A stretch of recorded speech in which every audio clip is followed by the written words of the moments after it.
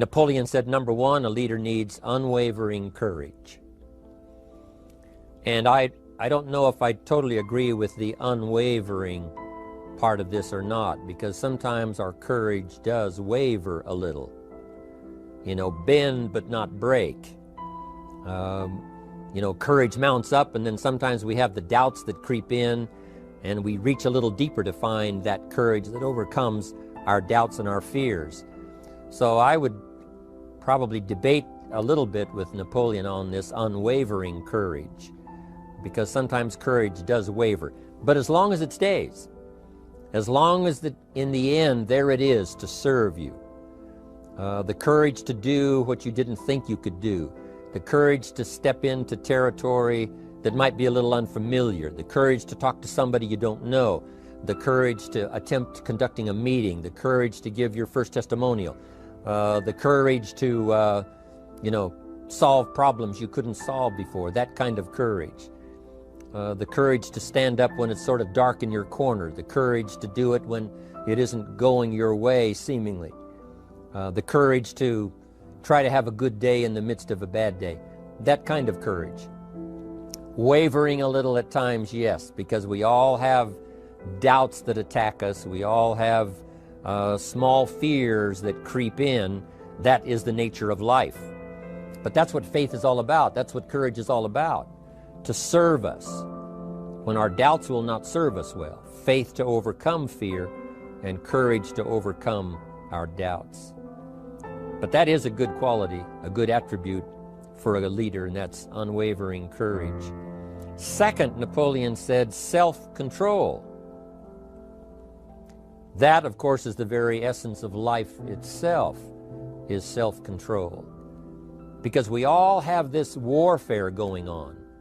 You know, it's going on in the world, the warfare between liberty and tyranny. In our own body, the warfare between health and illness, the struggle is on.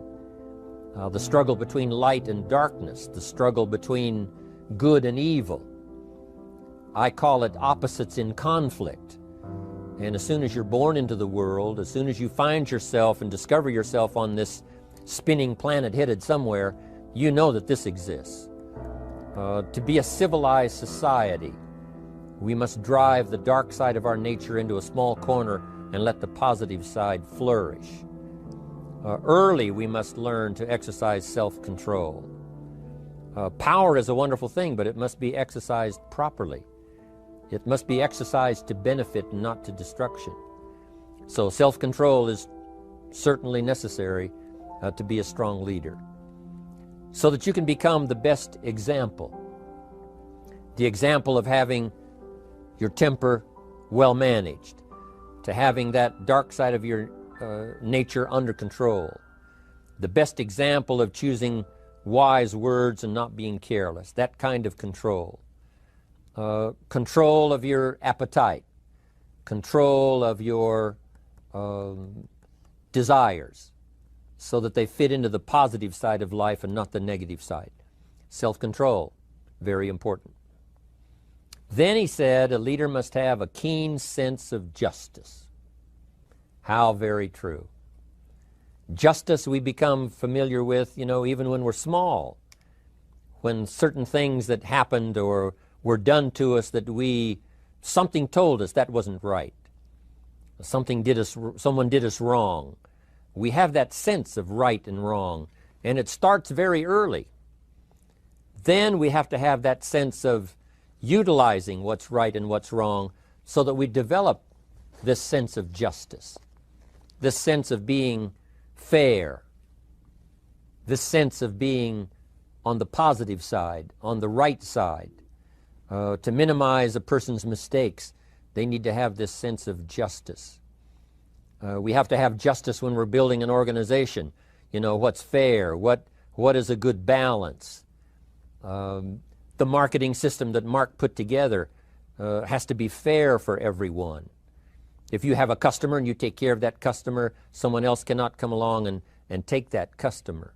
The same is true with the distributor. Certain rules and regulations, so that all of us have a chance to fit within this framework of fairness, justice, and what's right. Otherwise, enterprise cannot work. Otherwise, we have what we call, in a political sense, anarchy, where there is no justice, when might is the order of the day, power is the order of the day, not the law, not the rule, not what's right, but power. And we would all dismiss that. It's been a catastrophe in the last 6,000 years, the governments that resorted to power instead of democracy, that resorted to intimidation instead of freedom. And we all know the terrible toll that that takes. But it takes a toll not only politically in a country or politically around the world, but it takes a toll even in enterprise. It takes a toll in school if a teacher is unfair. It takes a toll in working on a team where someone is unfair, or where the leadership is not fair in the administration of justice. So this is true, a keen sense of justice and what's fair and what's right. Part of this we have to learn as we go. You know, you don't have it all the first year. You haven't got it all the second year, the third year. After all the years that I've, been around, both as a human being and as a business person, we're still, even at these years, trying to decide what's best, what's fair, what's right, to give balance to our life and to build on a firm foundation for the future. So I agree with Napoleon. Good idea. A sense of justice. Here's another one, he said, definiteness of decision. Indecision is the thief of opportunity. If you don't decide, the opportunity could slip away. If you don't decide what you're going to do today, the day could get away and you're not very effective. I talked about in my recent travels about time management. Here's one of the best ideas of time management. Don't start the day until you have it finished.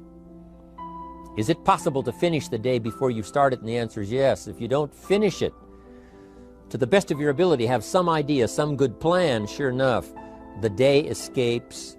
And in the morning you say, let's see, what should I do now? In the afternoon you say, hey, time's getting away from me, what should I do now? And now most of the day is lost. Most of the day escapes not being utilized and doesn't work for you simply because you didn't make those decisions early, at the early part of the day. The decisions we make in the early part of our life sometimes last for a lifetime. The early decisions that you make about what you're going to do with your life as far as Herbalife is concerned, those decisions are vitally important. If you neglect them and don't make them, sure enough, the time passes and the opportunity sometimes is diminished, and sometimes you spend a lot of time now catching up simply because you didn't make those early decisions. So it's the decisions at the first of the day, it's the decisions at the early part of the month, it's the decisions at the early part of the year that greatly determines what kind of year you're going to have. The decisions you make in the early days of your marriage, sometimes those are the decisions that affect the marriage for a lifetime. The decisions you make at the first chance you see opportunity, those decisions, what you're going to do with it, how far you're going to take it, what it's going to be meaning to you in the years to come. Those early decisions are vitally important.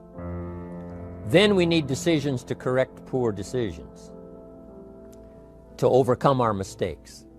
It's possible, of course, for all of us to make unwise decisions. And at the end of 1 year, at the end of 1 week, 1 month, or at the end of a few years, we say, that decision cost me too much. Cost me a lot of time, cost me a lot of money, cost me maybe a good relationship, cost me a chance to be productive.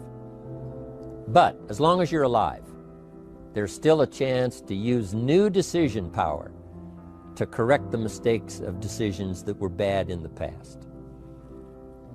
All of us have the opportunity to do that, but I think Napoleon was right here too. You got to be definite in making decisions so that the opportunity doesn't pass you by. Take advantage. Here's the next one. Napoleon Hill said, a good leader has definite plans. How important that is. And of all the years, I think, to cash in on Herbalife's momentum and make some plans for the future, this has got to be one of the greatest years. Herbalife in these 18 years now has created some incredible momentum, not only in opening up the countries, but momentum in the refinement of our marketing, momentum in developing new products, momentum in developing our support system. The key is now for you to make plans to ride on that momentum. Herbalife is like the tide that comes in, and the rising tide lifts all the ships, if they're in the water.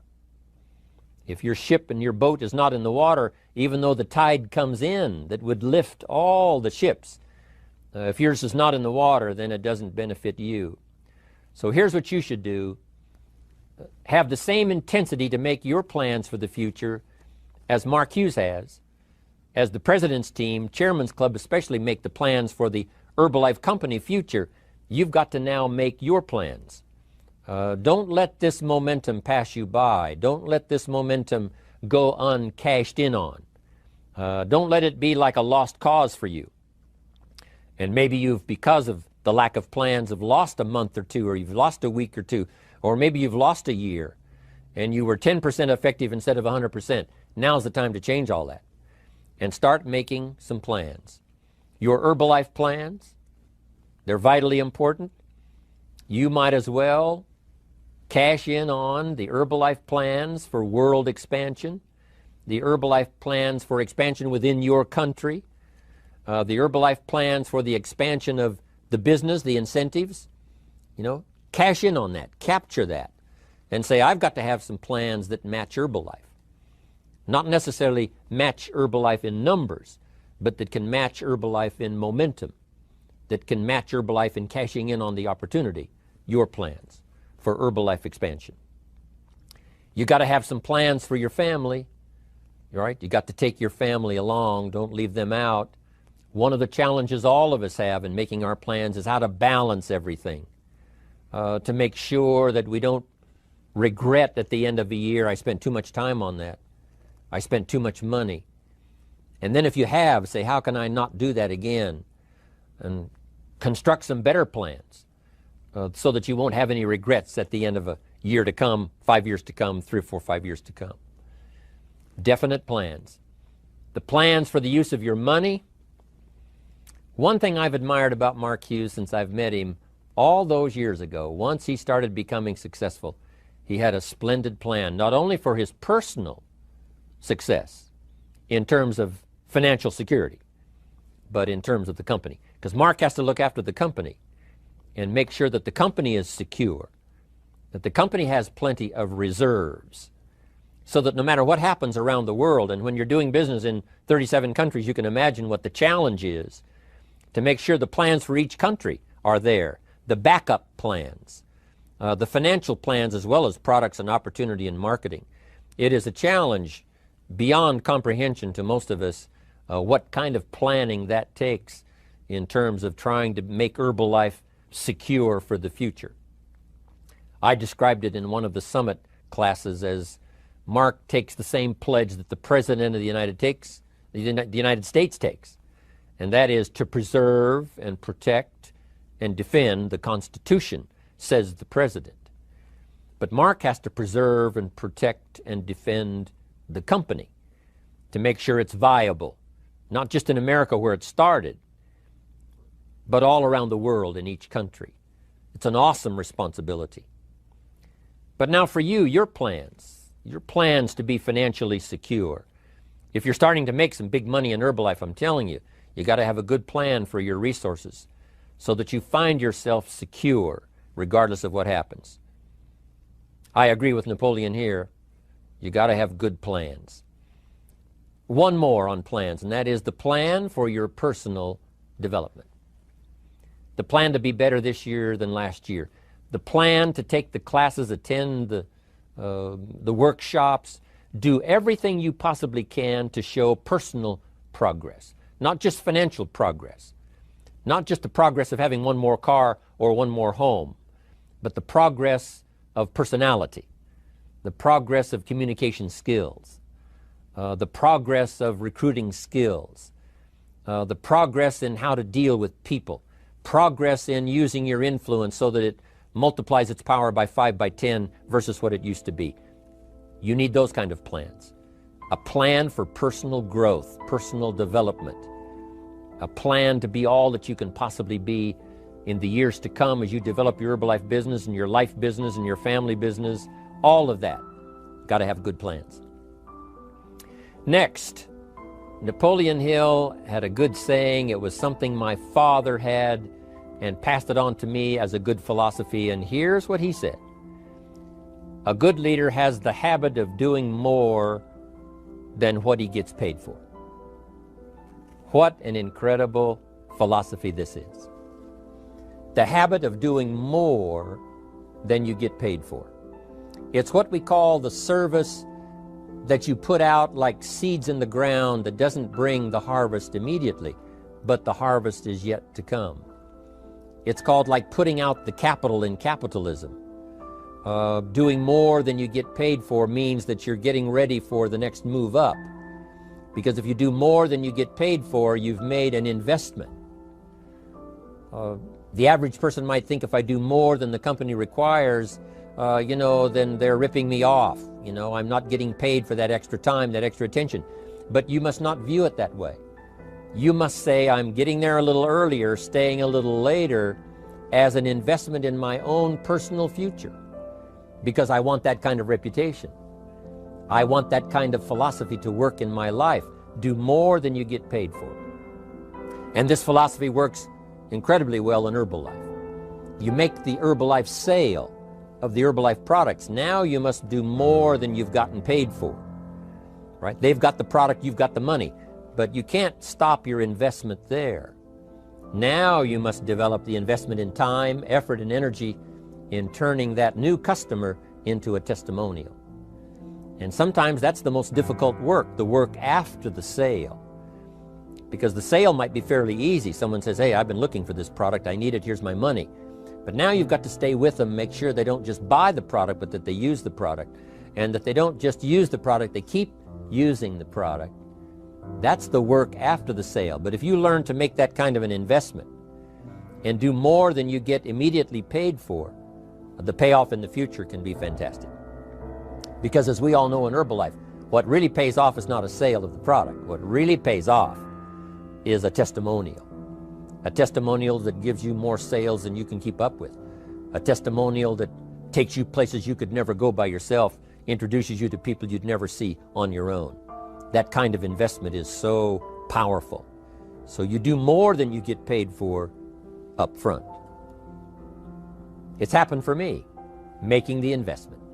When I first started lecturing 36 years ago, I talked to high school classes, college classes, service clubs, and I gave it all away.